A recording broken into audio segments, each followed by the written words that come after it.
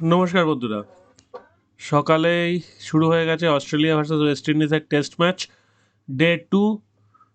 যেটা ভাবা হয়েছিল যে অস্ট্রেলিয়া হয়তো 400 রানের কাছাকাছি করবে, কিন্তু সেটা করে উঠতে পারেনি। আপাতত করে উঠতে পারেনি বলা যাচ্ছে, কারণ 8 উইকেট পড়ে গেছে, 270 রান হয়েছে।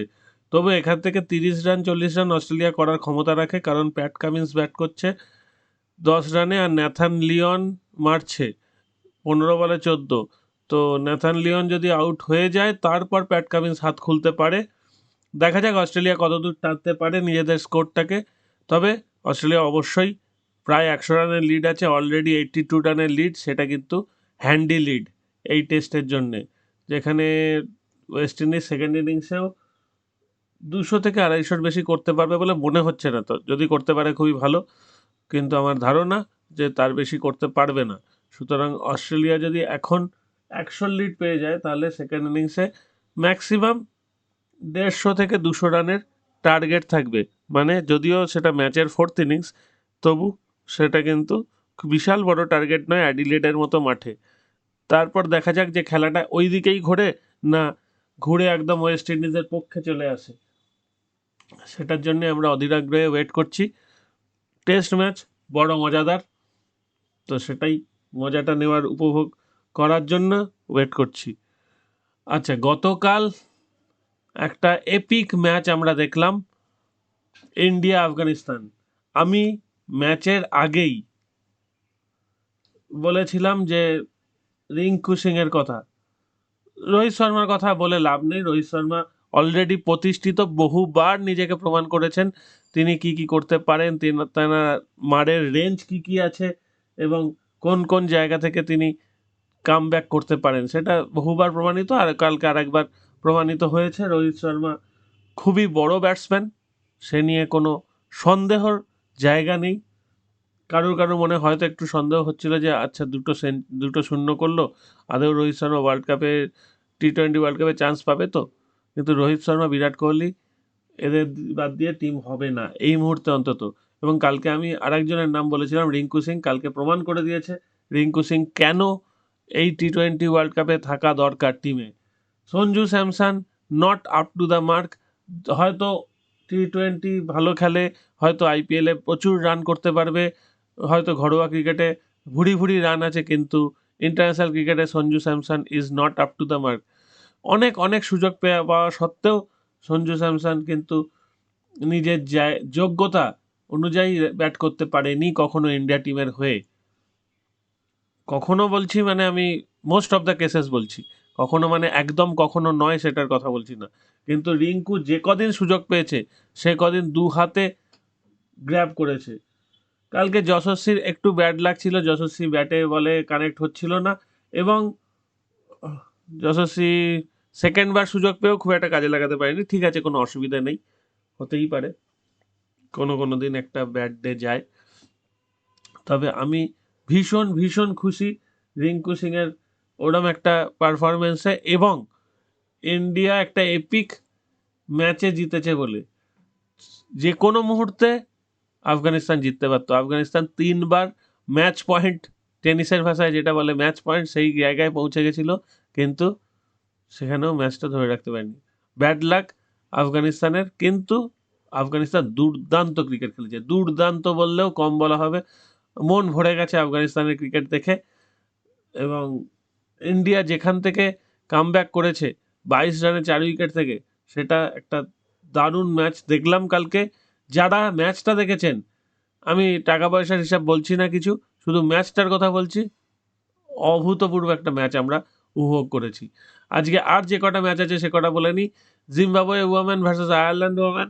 আয়ারল্যান্ড ওয়ামেন কিন্তু একটু বেশি শক্তিশালী, যদিও খেলা হবে জিম্বাবুয়ের ঘরে, হারারেতে। হারারেতে ওয়ান ডে ম্যাচ, 12টা 45-এ শুরু হবে। যদি আয়ারল্যান্ড ব্যাট করে তাহলে 200-র আশেপাশে রান হলেও হতে পারে, আবার নাও হতে পারে। আর জিম্বাবুয়ে ব্যাট করলেও ওরকমই হবে। কতটা কে শক্তিশালী এই মুহূর্তে বলা মুশকিল। আমি তো রেগুলার মেয়েদের খেলা দেখি না, বা এদের খেলা রোজ হয়ও না, পুরো এক্স্যাক্ট খবর পাওয়া মুশকিল। তবু একটা যেটুকু সম্যক ধারণা আছে সেইখান থেকে আমি বললাম। আয়ারল্যান্ড একটু বেশি শক্তিশালী, জিম্বাবুয়ে একটু দুর্বল, এইটুকুই বলা যায়। এর বেশি কিছু বলা যায় না সেরকমভাবে। আর 200 রান বলছি, 200-র আশেপাশে এই কারণে বলছি, হারারের মাঠ, হারারের মাঠে 180-90 রান মেয়েদের জন্য অনেক। যদি 250-60 করে ফেলে তাহলে তার কিছু বলার নেই, কিন্তু এরকমই হওয়ার কথা। আচ্ছা, আর একটা ইম্পর্টেন্ট ম্যাচ আছে, Sri Lanka versus Zimbabwe, third T20. দুটো টি20-তে দুজন জিতেছে এবং সিরিজ দুর্দান্তভাবে জমে গেছে। এই সিরিজটা এত জমে যাবে কেউ এক্সপেক্ট করেনি। রোজই লাস্ট বলে ম্যাচের ডিসিশন হচ্ছে এবং কেউ কাউকে 1 সেন্টিমিটার 1 মিলিমিটার জমি ছাড়তে রাজি নয়। তো সেইখানে দেখা যাক যে কে কতটা কি করতে পারে। আজকেও রান যদি পান যে 175-এর কাছাকাছি, আগের দিন যখন 175 হয়নি, আমার ধারণা আজকে 175 হবে না, আজকে লো স্কোরিংই হবে। 175 রানটা আমি ভেবেছিলাম যে হয়তো হয়ে যাবে, আমি আন্ডারে ধরেছিলাম, কিন্তু বেঁচে গেছি, 1 রানের জন্য আমি বেঁচে গেছি। তো আমার ধারণা আজকেও 175 রানটা হবে না। আর ওপরে রান পেলে অবশ্যই আন্ডার ধরবেন, নিচের দিকে ওভার কতটা ধরবেন সেটা আমি বুঝতে পারছি না। আজকে একটা টিম 120 রানের নিচেও করতে পারে। যদি 120 রানের নিচেও করে তাও কিন্তু ম্যাচ টাইট হবে, এটুকু আমি বলে দিলাম। ঠিক আছে, আমার মন বলছে আজকের ম্যাচটা মারাত্মক টাইট ম্যাচ হবে এবং কালকে যেরকম হয়েছে আজকেও একটা ওরকম সুপার ওভার জাতীয় খেলার আমরা আভাস পেতে চলেছি। আচ্ছা, হয়ে গেল। এখানে এবার ফুটবলের দিকে যাওয়া যাক।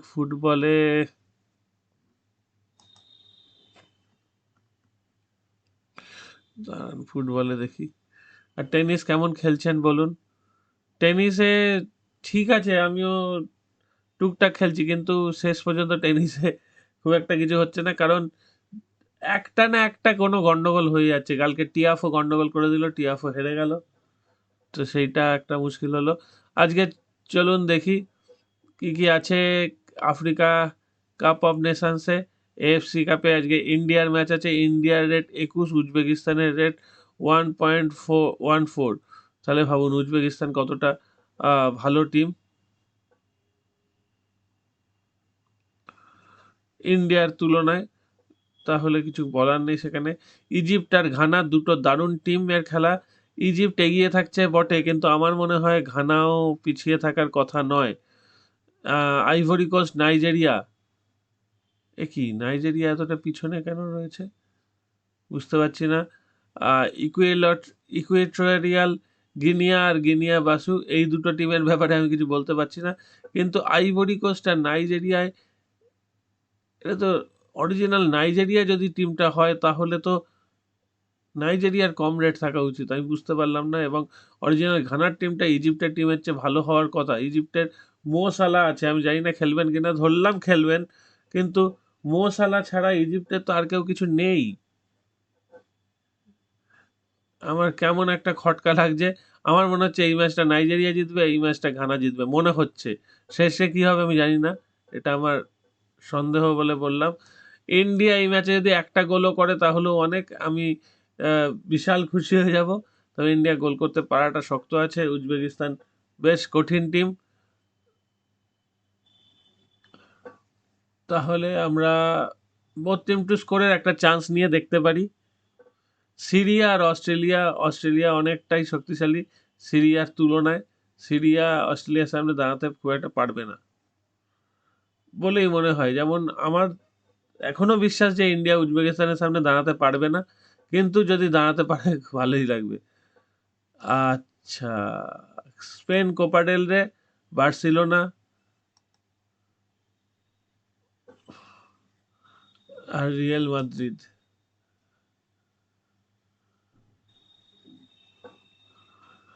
অ্যাটলেটিকো মাদ্রিদের সঙ্গে রিয়াল মাদ্রিদের খেলা, বার্সেলোনার সঙ্গে ইউনিয়নসটা দে সামালকারা সাল সালামানকা সালামানাকা।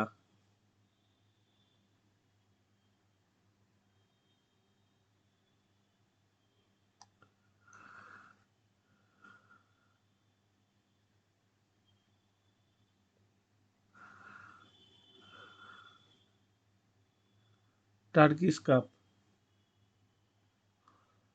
টার্কিশ কাপে সিভাসস্পোর আছে ভালো টিম,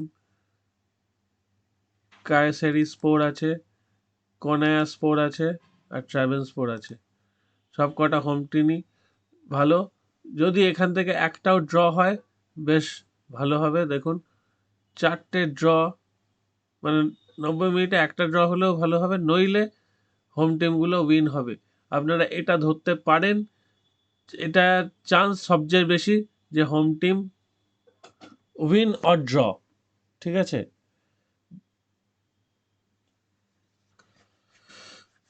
এই হলো মোটামুটি আজকের একটা ক্রিকেট ফুটবল নিয়ে একটা স্পেকুলেশন।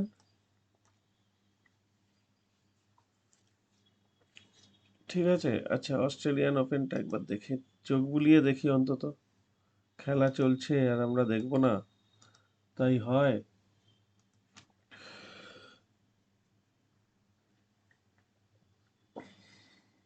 হুম, কোকান কোকিনাকিসের খেলা আছে কালকে ডিমিট্রভের এগেনস্টে। ডিমিট্রভ জিতেছে। দেখুন আমি বলেছিলাম লেনার্ড স্ট্রাফ জিতবে, আমার মনে হচ্ছিল লেনার্ড স্ট্রাফ কিন্তু জিতেছে। ফকিনা জিতেছে, নুনো বর্জেসের সঙ্গে খেলা আছে। ও আজকেই তো খেলা, এগুলো 8:30 মানে কি ব্যাপার এগুলো জানি না। এই ফিল্ডসের খেলাটা বুঝতে পারছি না। ডিমিট্রভের চান্স বেশি, লেনার্ড স্ট্রাফের সঙ্গে কেক ম্যানোভিকের খেলা। কেক ম্যানোভিক ভালো প্লেয়ার, তবে লেনার্ড স্ট্রাফ একটা সেট পাবে বলে মনে হচ্ছে। ফকিনা ভালো প্লেয়ার, সুমিত নাগাল দুর্দান্ত খেলছে ছেলেটা। জুয়েনেং সেগ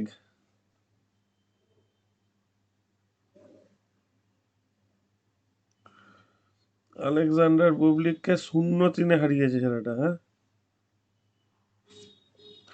এখনো পর্যন্ত প্রথম ম্যাচে শুধু একটা সেট হেরেছে,